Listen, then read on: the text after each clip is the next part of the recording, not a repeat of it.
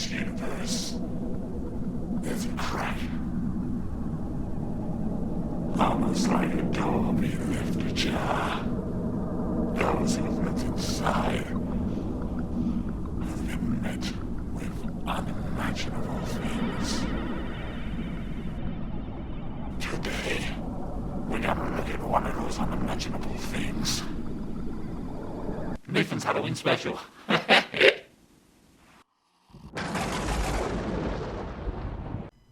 Hello everybody and welcome to the month of spooky. And well, what is this month? Well, it's October, so every single YouTuber is obliged to at least make 1 or 2 scary videos at gunpoint. We have no choice. It's actually in the contract of YouTube. We have to do it now. Sorry. And what am I going to do this month? I'm just going to check out a few games. Just a few indie games that maybe gone under the radar, or even just a few PlayStation 2 games that sort of been forgotten. You will see that very shortly when I release the videos. But anyway, let's jump into it. Strange enough, you're probably thinking right now, wait, isn't this video meant to be about Lost In Vivo? It's gonna get to that. But first I started playing Paper Dolls Original, not the originals Paper Dolls, which first came out on PlayStation VR and it wasn't received very well. It was a bit too dark, the controls were janky, and well, apparently the game was just a bit too short. And so I felt like picking this game up, giving it a look, and well, it wasn't that fun. I didn't have a good time with this game at all. I actually found this game a little bit tedious. It tried to use a lot of jump scares, which for me as a horror game just isn't there. It isn't for me. I don't find jump scares that effective. Yeah, they get you and go, oh, but they have to be built up fairly. This game sort of just places ghosts as objects in the world and then they come out and scare you. It's like, ah, Nanny Chen, no. And that's about the length of it. And then they have a monster that follows you around, and this thing, it just walks through walls, it just glitches, even though it doesn't actually walk through walls because it actually uses doors, and that's how you can hear it coming closer. So I don't understand why when it sees me all of a sudden it can just no clip through shit. That isn't fair, and it doesn't feel fun, and then you just die and you have to go back to the safe station over and over again. And I just didn't have a good time with this game. I was going to do a full review on it, but the fact that I didn't have such a good time with it, I just sort of turned it off, called it a day, and thought, hey, you know what, let's go on Steam, let's go see what I can find. And what did I find?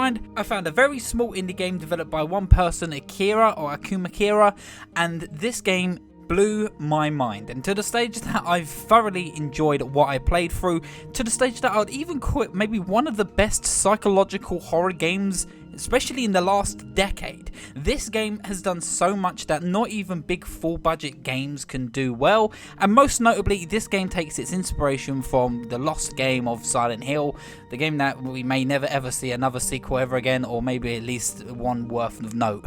I legit knew very little of Lost In Vivo. I've seen very few videos, only at the beginning or even just some random parts, obviously talking about this game and talking about how it references Silent Hill and how it plays as homage to old school survival horror, the PlayStation 1 era of horror graphics, and even just Lovecraft and maybe even strange cosmic horrors that are out there. This game really plays on that idea, though it is all based around claustrophobia, which I think is very relevant for me right now because as I've been researching phobias, a game that's based on claustrophobia, I wish I played this before I even did that video, but the fact that now I know it's out there, I definitely would recommend it for people who maybe suffer with claustrophobia and want to see it sort of represented in a video game. This game did it perfectly, and it almost plays on the ideas as I mentioned in my claustrophobia video, where it feels like you're being trapped and it feels like you're being expected to be attacked, and obviously that replicates that feeling of claustrophobia because you get trapped and you get backed into a corner, or you're being told just to go forward even though you don't want to go back or forward because you don't know what could be there.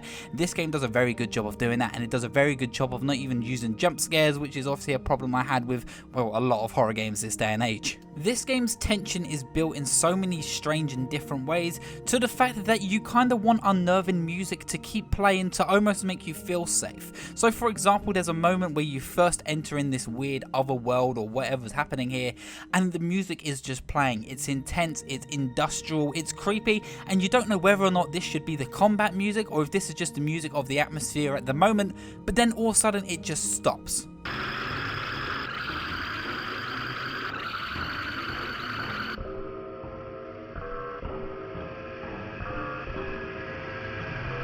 There is something very unnerving about music stopping and you still being in the same situation you was in as it was playing. Was this an audio issue? I don't think so, because it actually happened a few times. This is a very, very clever way to keep you on your toes. Is this music stopping because something is now finally appearing? Is it stopping because you've now hit the end goal and you're actually in a safe zone? Or is it stopping there just to make you feel unnerved, confused, and just playing against all expectations that you expect from horror games? The music in this game plays almost the biggest part of the horror. A lot of it is just there to unnerve you, but at the same time, once you hear maybe the save room music, or even just music to let you know that you're in a safe area, completely calms you. The music here is beautiful, and it is completely a fantastic homage to the Silent Hill soundtracks. It could be ripped straight from them, and they did a fantastic job with this.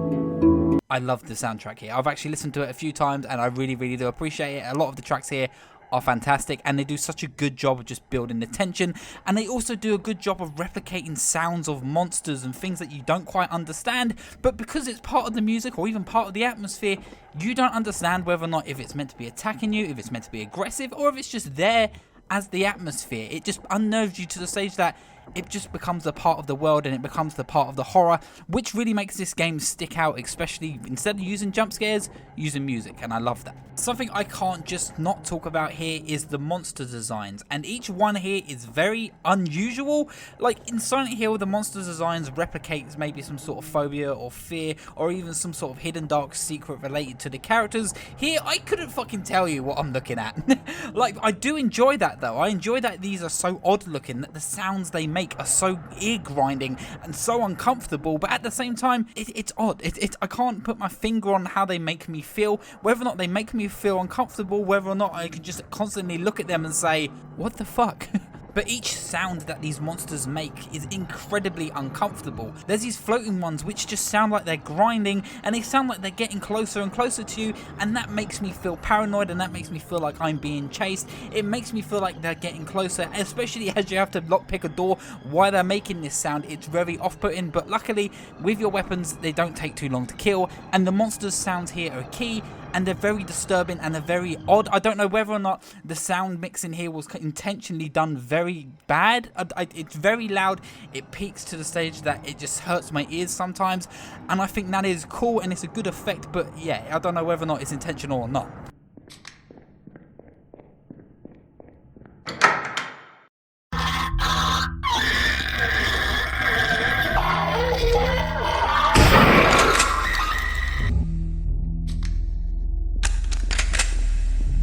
Something I really like that the developer did here is they throw the same monsters at you constantly, but only for a short while. So by the time you feel like you're getting tired of that monster, the next monster will come out of nowhere and you wouldn't expect it.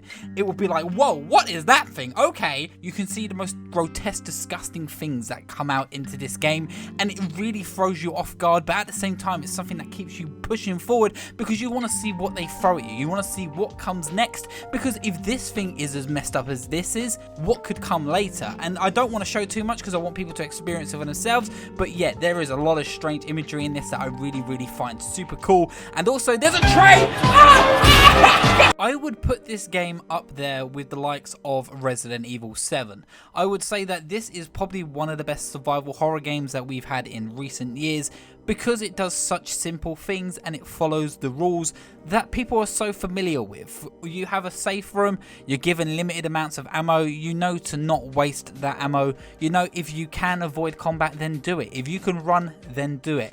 The music here is near iconic and can be almost as iconic as the likes of Resident Evil or even Silent Hill, but this game just hasn't had enough attention. Yeah, it's got a fair few videos on YouTube that you can find, but this game deserves a lot more, and I feel like this game deserves to be something greater than, well, what it is. It doesn't need to just be a small indie game on Steam.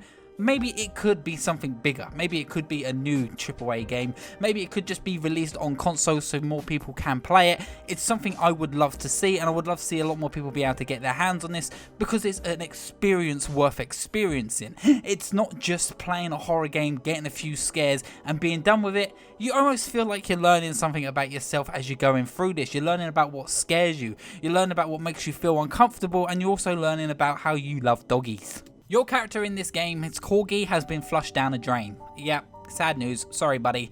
And it's about you getting your dog back, and it's something just as simple as human nature, just to be able to get my dog back. I want my dog. He's my therapy dog and I love him. And your character's clearly got a lot of messed up demons inside his head, which is so little explained, but use imagery in this game to give you an example of how this character feels. Clearly this character is claustrophobic and unconfident maybe with their body, and clearly there's an eating disorder or issue here, which I'll see this game shows by doing puzzles which emulate depression and the thoughts of feeling ugly and even bulimic. And I think that's super interesting, and it's something that Silent Hill also would have done. And the fact that we're looking towards a small game which is only about £9.25p, which can give you this, and which can give you so much more than most games, which can give you more than Paper Dolls, which was about £15, which looks incredibly a lot better than this game, sure, but that's just because that's how games can look in 2019. But Lost in Vivo goes for a stylized approach. It looks like a PlayStation 1 era game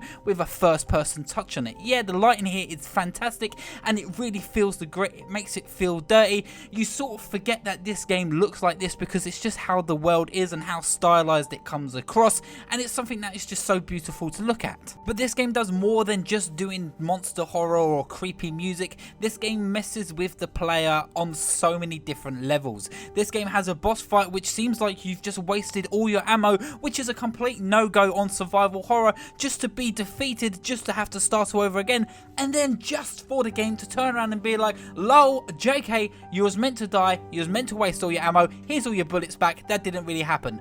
What are you doing to me, game? And it's something like that which I really appreciate, and leaves you so confused and leaves you unweary and makes you feel like you don't know what's coming. You can't dodge or defend yourself against something you really don't understand. This game makes sure you don't feel invincible, and it feels fantastic. Just like the monster designs as I mentioned earlier, just as you're getting used to something, this game will pull the rug from under your feet and chuck you in a completely different direction. It makes you feel like you're confused, but at the same time you understand kind of what's going on, and you're given a short direction, and that isn't my dog.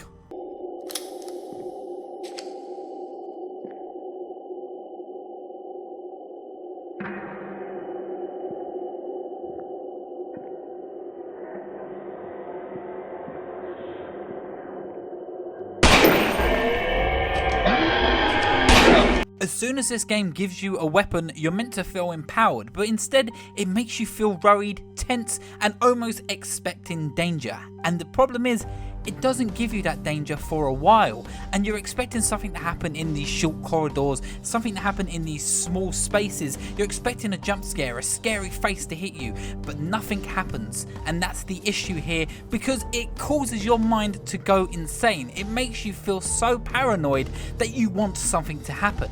And the fact that the first monster that you encounter is merely a person, and that is the most normal thing you're going to encounter in this whole game. Lost in Vivo for me blew it out of the water, and it's going to be one of the most memorable horror games I've ever played. And if you're a fan of survival horror, Silent Hill, the old school Resident Evil games, hey, even if you're a fan of games like Cry of Fear, I strongly recommend this game. This game doesn't get enough, well, the praise. This game deserves everything everyone talks about, because this game is sensational. It's creepy, it's horrible to play through, but it's also so rewarding and also so memorable. So please give this game a go. I know it's on Steam, it's cheap. Give it a go. It's not going to crash your computer because it's not exactly the most graphical next-gen game out there, but it's definitely something special. So yes, thank you anyway for joining me for this, and we're just going to watch this baby cry. If you can think of any other horror games which maybe be like this that I actually haven't played, I haven't played many on Steam, so now that I'm sort of going more into that realm, please recommend me something. I would really appreciate it. I hope you enjoyed this video, and of course I'll see you at the next checkpoint. Goodbye.